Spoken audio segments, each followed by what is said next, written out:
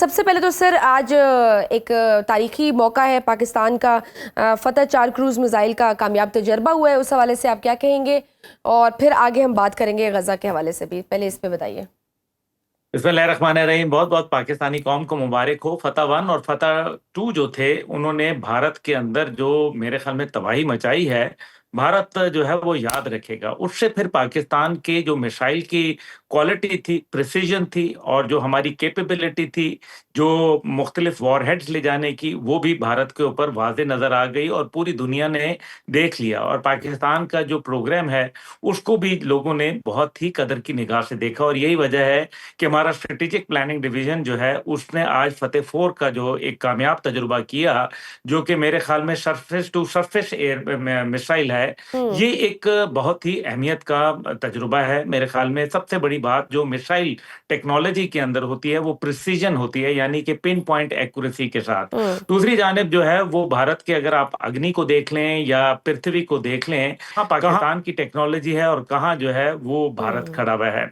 इसलिए खित्ते के अंदर जो तवाज़ुन है, जो कि मिसाइल के अंदर हमारा, मेरे ख्याल में वो पाकिस्तान की अब तो रॉकेट कमांड बन चुकी है। और पाकिस्तान रॉकेट कमांड जो है वो एक बहुत ही अहमियत की हामिल है। ये पूरी एक कोर कमांड के बराबर करके है।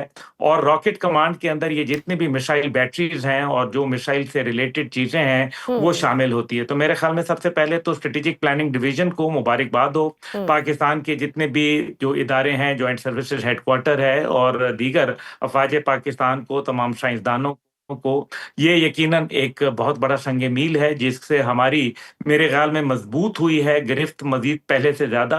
और साथ ही साथ दुश्मन के ऊपर एक धाक भी बैठी है। हम्म। और आलमी सतह के ऊपर पाकिस्तान की टेक्नोलॉजी का डंका एक दफा दोबारा जो है सर चढ़ कर बोला है, अल्हम्दुलिल्लाह। तो ये बहुत बहुत मेरे ख्याल में एक काबिल सताइश अमल है, जिसके ऊपर जितनी तारीफ की जाए कम है, अल्हम्दुलिल्लाह। और ये हमारी इंडिजिनस टेक्नोलॉजी है, हमने किसी से हासिल नहीं की, हमने खुद बनाई है। हम्म। हमारे साइंसदान तो नो अजीम डाउट ये हैं हमारे जिन्होंने लिए एक खुद बड़ा प्राउड अपनी मोमेंट है। सतह बिल्कुल के सही, ऊपर। बिल्कुल ठीक अब्दुल्ला साहब। अब अगर हम बात करेंगे ये 20 नुकाती जो प्लान दिया गया है डोनाल्ड ट्रंप की तरफ से गज़ा में अमन के लिए, उस हवाले से ट्रंप साहब ने एक जुमला बड़ी तशवीश में डाल रहा है। उन्होंने कहा है कि अगर हमास ने अमन मुआहदे की मुखालफत की तो नेतन्याहू जो चाहे वो करे, हम उनके साथ होंगे। आप क्या समझते हैं कि हमास जैसी तंजीम जो अरसे से खुद मुख्तारी की जंग लड़ रही है और 7 अक्टूबर 2023 से अब तक की एक रिपोर्ट के मुताबिक उनके 12,000 अफराद की जान गई है, वो ऐसे मुआहदे को किन शराइत पर मान सकते हैं? देखिए, सबसे बड़ी बात यह है कि ये 20 नुकाती के अंदर जो पहले 21 नुकात था, जी। उसके बाद नेतन्याहू की मर्जी से एक नुक्ता जो था, 21वां नुक्ता, वो निकाल दिया गया, जिसके अंदर ये कहा गया था कि जब ट्रांजिशनल बॉडी जो है, जब अपने मामलात को देख लेगी और चीज़ों के कंट्रोल हासिल कर लेगी, तो हम्म। फिर रियासत फ़लस्तीन का जो है वो क़याम कर दिया जाएगा। जिसके ऊपर नेतन्याहू ने कहा कि ये हमें काबिल कबूल वो तो नहीं है। इसका बिल्कुल। मतलब ये है हम्म। कि रियासत फ़लस्तीन की तो कहीं बात ही नहीं हो रही। दूसरी हम्म। बात यह है कि पीस काउंसिल, जिसके ऊपर टोनी ब्लेयर साहब को रखा गया है और खुद monitor Donald Trump American president करेंगे, हम्म। अच्छी बात है। लेकिन मकसद यह है कि आपको मालूम है कि टोनी ब्लेयर जो है वो वजीर आजम है, जो कि जब इराक के ऊपर जंग हुई तो उन्होंने कहा कि वेपन ऑफ मास डिस्ट्रक्शन यहाँ मौजूद हैं, और उसके नतीजे में तकरीबन 10 लाख लोग जो थे वो इराक में जो है कत्ल हुए। हम्म। लेकिन उसके बाद पता चला कि खुद उनकी अपनी इंटरनेशनल रिपोर्ट्स जो थी अमेरिकन की, उन्होंने ये कहा कि कोई वेपन ऑफ मास डिस्ट्रक्शन जो था वो वहां नहीं मिला। लेकिन फिर टोनी ब्लेयर ने कहा कि जी ठीक है, हो गया तो हो गया, 10 लाख लोग मर गए तो क्या हुआ, हम सॉरी है।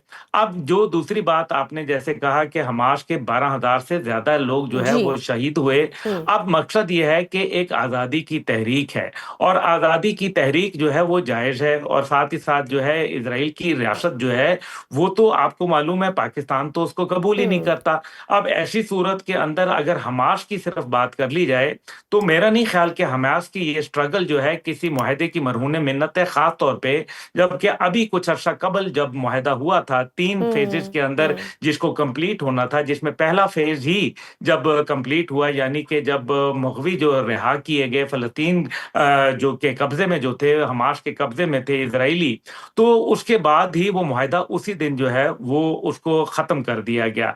तो इसलिए मेरा ख्याल है कि ये जो पीस प्रोसेस है इसके ऊपर एक बात जो बड़ी अहमियत की हामिल है वो ये है कि क्या इसराइल ने जो तकरीबन 70,000 लोगों को शहीद किया, क्या उसके ऊपर माफी मांगी, क्या उसके ऊपर कोई कॉम्पनसेशन देने की बात की? तो ऐसा कोई क्लॉज जो है वो हमें नजर नहीं आता। तो फिर इसराइल को तो पहले भी खुल खेल के जो कुछ करने की इजाजत थी वो उनको दी गई थी, बिल्कुल। और आपने देखा अभी भी कि सारा उसके प्रेशर नताइज के अंदर जो हमास है पे कितनी अभी बड़ी भी तबाही सारा है। प्रेशर हमास पे डाला जा रहा है कि वो इन शराइत को माने, अगर नहीं मानेगा तो फिर उसके कॉन्सिक्वेंसेस वो भुगतेगा।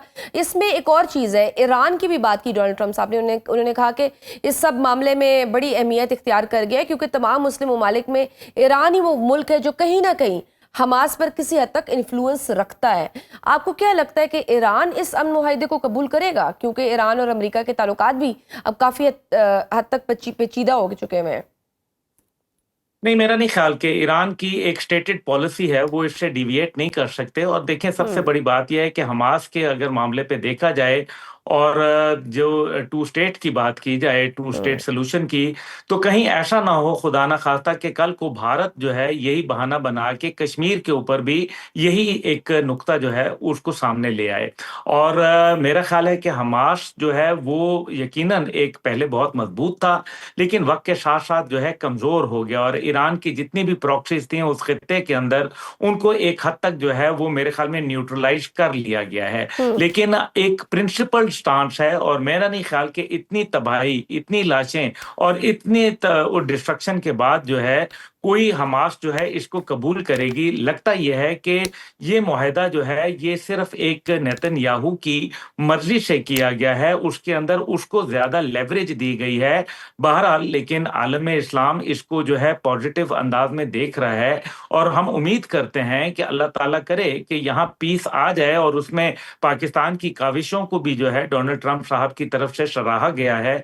ये अच्छी बात है कि हम जो है अमन की बात कर रहे हैं, लेकिन जाहिर है इसके अंदर जो आदमी एग्रेसर था, यानी कि एग्रेशन जो है वो हमास ने नहीं किया। हमास तो अपना मुल्क बचा रहे हैं, जबकि एग्रेशन करने वाले, जो उनके मुल्क पर कब्जा करने वाले कोई और नहीं बल्कि एक नाजायज इजरायली रियासत है। और नेतन्याहू जो है उसको आलमी दहशतगर्द करार दिया गया बाकायदा ICJ की जानिब से, इंटरनेशनल कोर्ट ऑफ जस्टिस की जानिब से। बहरहाल अभी ये देखना यह है कि क्या इस अमन के ऊपर अभी, जब मेरे ख्याल में ये भी एक सजेशन आई है कि कुछ अफवाज जो हैं वो जाएंगी, जिसके अंदर जाहिर है उम्मत इस्लामिया की मुख्तलिफ ममालिक से फौजें जाएंगी, उसमें पाकिस्तान भी शामिल होगा, लेकिन उन फौजों की वहां मौजूदगी में इजराइल जो कि हमेशा शरारत करता है, ये भी एक बहुत बड़ा सवालिया निशान है। फिर इसी तरीके से कहा गया कि जी तकरीबन जो है वो 600 ट्रक जो खुराक है वो रोजाना वहां जो है वो भेजी जाएगी। बाखबर रहिए हर जगह हर वक्त बर वक्त। अभी सुनो न्यूज का यूट्यूब चैनल सब्सक्राइब करें और बेल आइकन पर क्लिक करें, और जानिए मुल्की और गैर मुल्की हालात व वाक़यात यकीन के साथ।